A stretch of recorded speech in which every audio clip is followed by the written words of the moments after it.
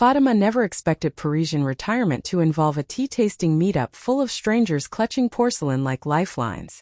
48. She'd planned on quiet market strolls. Not some oddball event where chamomile steam fogged her glasses while a woman in a peacock shawl murmured about vibes. Yet here she was, wrists deep in lavender sachets, her mother's cracked teacup, one that survived 3 border crossings, warming her palms. Laughter bubbled up, unexpected. Maybe stress didn't need a passport to dissolve. Fatima never expected Parisian retirement to involve a teacup rattling against its saucer each time her hands trembled. 48. She'd imagined cobblestone market strolls with a wicker basket. Not this jittery dance of nerves. Back home, chamomile had been her mother's remedy for everything. Heartbreak, fatigue, even that one disastrous haircut. Now, staring into steaming golden liquid, a tea-tasting meetup, she wondered if nostalgia could steep away stress like loose leaves in hot water. Her deepest fear wasn't loneliness. It was becoming background noise, like hum of a fridge no one notices until it stops. Migrant life had a way of turning vibrant women into wallpaper. But today she took a clumsy step forward, inhaling floral notes that smelled like her childhood balcony. First sip burned her tongue, but second? That one tasted like courage. Parisians swirled their cups with practiced ease, but Fatima clutched hers like an anchor. Porcelain was chipped where she dropped it last winter. Proof of survival, not fragility. By third tasting, her laughter bubbled up, surprising even her. Maybe stress didn't need conquering. Maybe it just needed steeping. As twilight painted sane gold, she bought a fresh tin of chamomile. Not a cure, but a companion. Teacups rattle? Still there. But now it vibed less like fear and more like a metronome keeping time for her next act. She never expected Parisian retirement to involve a tea-tasting meetup, yet here she was, clutching a chipped porcelain cup, a pop-up event near Marquis de Liger. After decades of nursing shifts, her hands still craved motion, measuring sugar, stirring honey, but her mind needed stillness. Chamomile steam curled into her silver-streaked curls as she inhaled, scent unlocking a memory of her mother's kitchen in Casablanca. A laugh bubbled up when she nearly spilled on her striped tunic. 48 years young and still as clumsy as a girl. Across table, a woman with a clipboard and a knowing smirk watched. Simone, a retired perfumer turned tea sommelier, clocked Fatima's hesitation.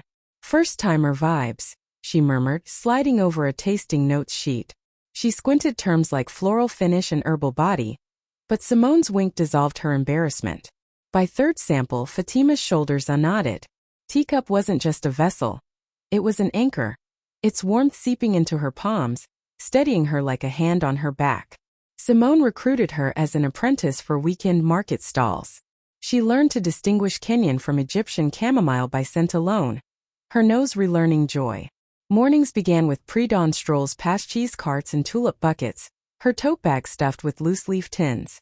She fumbled first public demo, confusing bergamot with lemon verbena, but regulars cheered her recovery. Mistakes make brew, Simone teased. By summer's end, Fatima hosted her own sessions in a borrowed bookstore nook. Nervous newcomers mirrored her early jitters, so she served extra biscuits and shared her almost spilled story.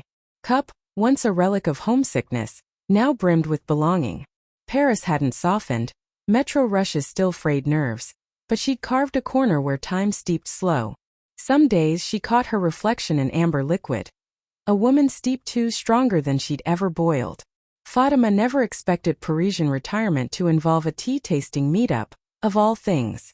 Yet here she was, 48 and stubbornly cradling a chipped porcelain teacup in Montmartre, surrounded by strangers dissecting chamomile like wine critics. Back in Algiers, tea meant family gossip, sticky fingers clutching glasses sweet enough to rot teeth. Here it was an art form, pretentious maybe but oddly comforting. Market strolls had led her to this. Each morning she wandered past bistros and boulangeries, inhaling butter and exhaustion until her feet ached. One damp afternoon a chalkboard sign snagged her attention. Degustation to the stress? Try slowing down. She scoffed. Slowing down? Her entire life had been a sprint. Immigration papers, night shifts, raising kids in a language that never quite fit her tongue. But chamomile vibes called anyway. First meetup was a disaster. She mispronounced infusion, mistook bergamot for soap, and burned her tongue gulping too fast. Pride stung worse than scalding sip. Yet something about that teacup, its delicate curve, way warmth seeped into her palms, whispered, "Try again." So she did. Week after week she returned, stubborn as a mule, learning to steep patience alongside leaves. Paris didn't soften. Bureaucracy still snarled, metro crowds shoved, and her accent still drew condescending smiles. But between sips, Fatima found pockets of quiet defiance. Chamomile didn't erase stress.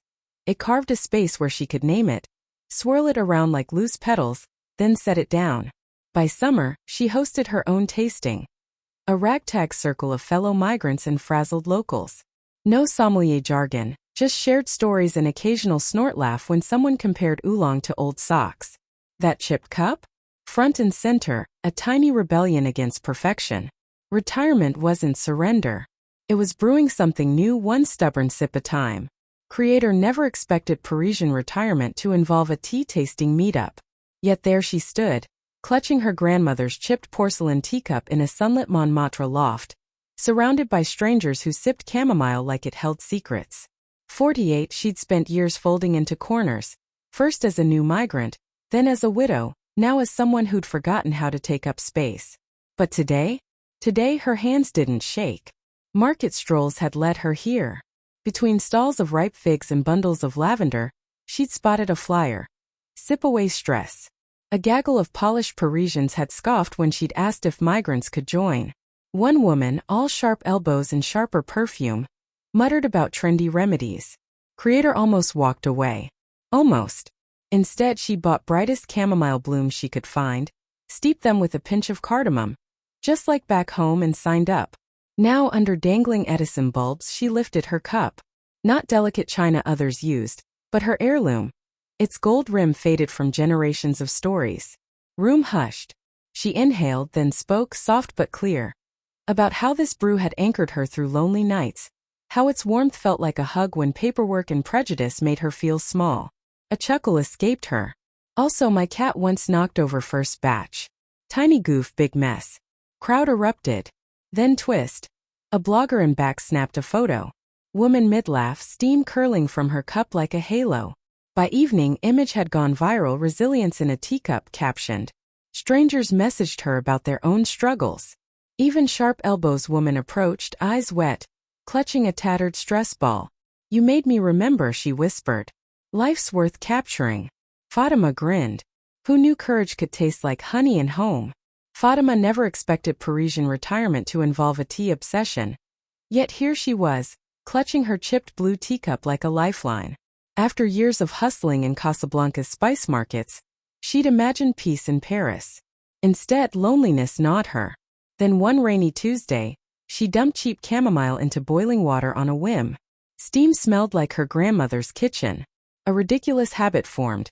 She'd blow on cup 3 times, whispering courage, "Ya mar," before each sip. By month 3, her balcony became a sanctuary. Neighbors peeked over railings, lured by scent.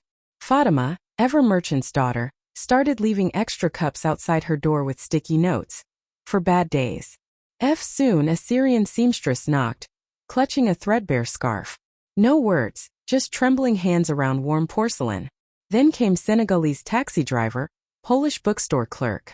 Her kitchen turned into a UN of steeped herbs and spilled stories.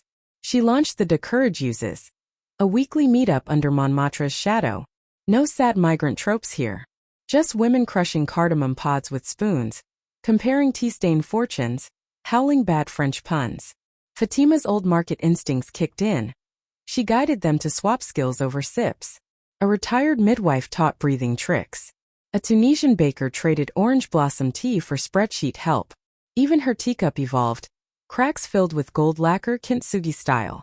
One evening, watching group debate whether chamomile tasted like sunshine or forgiveness, Fatima grinned. Paris hadn't given her community, she'd brewed it herself. Steep your struggles. Share pot.